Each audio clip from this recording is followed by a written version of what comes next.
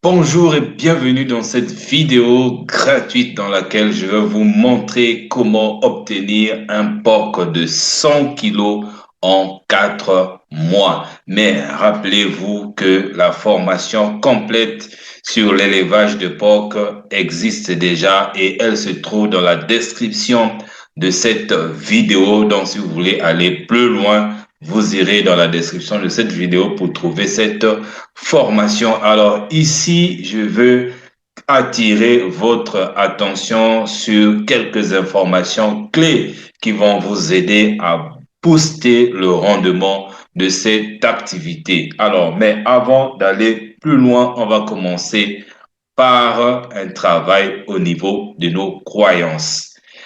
Pour arriver à atteindre un certain résultat aussi important que celui d'obtenir 100 kilos de poids de porc après 4 mois seulement, cela demande d'abord un travail sur nos croyances.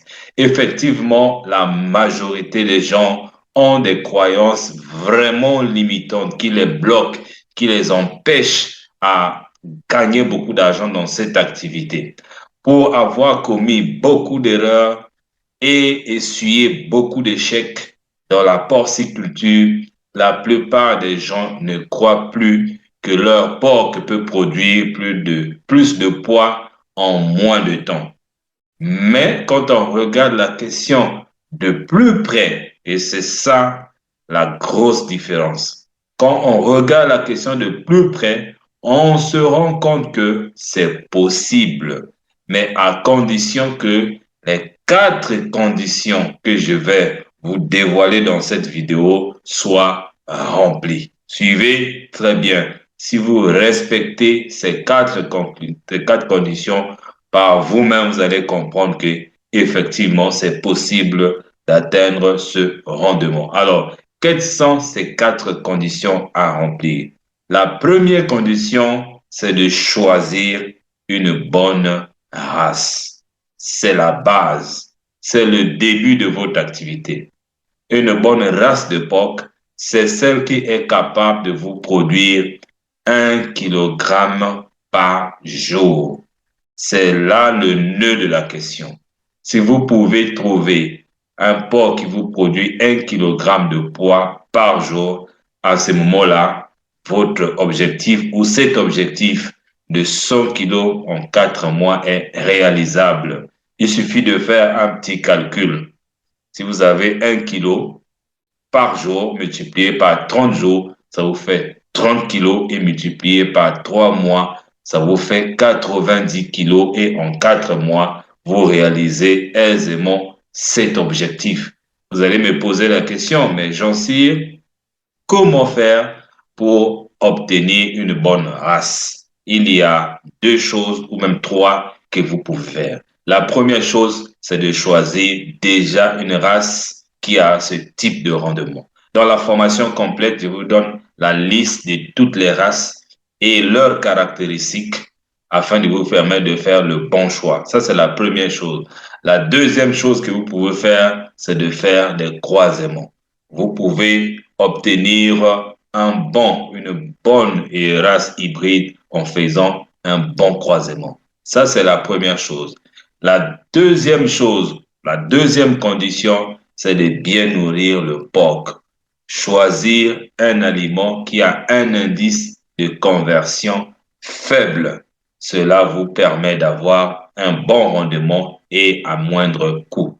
Et dans la formation complète, je vous explique c'est quoi l'indice de conservation faible et comment est-ce qu'il faut faire pour obtenir un aliment qui a un indice de conversion faible, qui vous donne donc la possibilité d'investir peu d'argent, mais pour une augmentation de poids qui soit vraiment intéressant. Ça, c'est les deux premières conditions. La troisième condition est rigoureusement la prophylaxie sanitaire du porc. Oui, parce que j'ai remarqué que il y a beaucoup de gens qui prennent la formation et dans la formation, ils ont tout, mais après ils me posent la question, comment je fais telle chose, je suis devant telle situation, alors que la réponse est dans la formation. C'est pour ça que j'ai bien voulu attirer encore votre attention sur le fait de respecter les consignes qui vous sont données dans la formation. Et là-bas, il y a la prophylaxie sanitaire que vous devez respecter. Et la dernière condition que vous devez remplir pour obtenir un POC de 100 kilos en 4 mois, c'est de bien loger le POC. Pourquoi? Parce que un logement qui respecte les normes techniques d'élevage est un facteur déterminant dans la croissance du porc. Oui, je parle bien des normes techniques d'élevage. Il y a souvent des gens qui me disent, moi, j'ai juste besoin de quelques conseils. J'ai mon maçon qui sait construire des maisons, donc ce n'est pas une porcherie qui ne va pas construire. Faux. Il y a des normes techniques qu'il faut respecter et surtout en matière de densité. La densité des animaux est un facteur clé en engraissement. De plus en plus, c'est l'un des critères les plus prisés par les consommateurs car ils associent un plus grand bien-être à une plus grande disponibilité de l'espace. Donc, si vos porcs sont bien logés, alors ils vont vous produire un bon rendement. Alors, pour terminer cette vidéo, s'il y a quelque chose que vous devez savoir, c'est celle-ci. Les réglementations de l'Union européenne relatives au bien-être animal exigent un espace minimum de 0,65 mètres carrés par porc pour avoir un poids vif de 100 kilos. Voilà. Tout est déjà chiffré. Tout est déjà chiffré. Si vous respectez donc les 4 conditions dont je viens de vous dévoiler ici, que ce soit le choix de la race, que ce soit le respect de la prophylaxie, que ce soit l'aspect de la densité et de l'alimentation, vous allez à coup sûr atteindre cet objectif.